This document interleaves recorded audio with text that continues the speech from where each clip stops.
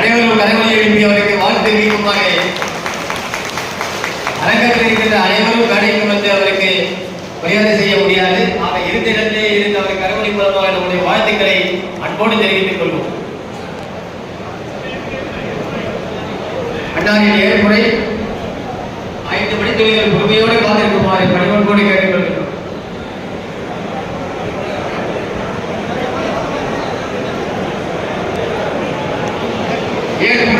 ஏற்புரை ஏற்கும் வரை பொறுமையாக இருங்கள். 5 மணித்துளிகள் மட்டுமே. நிகழ்வு சொன்னபடி 1:30 நிறைவடையும்.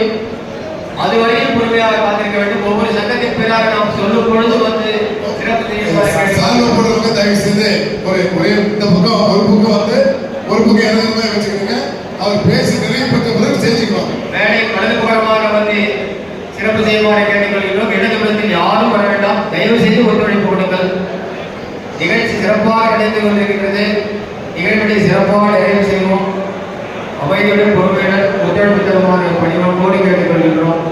அண்ணாவின் சிறப்பு ஏற்புரைக்கு முன் நன்றியுரை அமீன் அவர்கள்.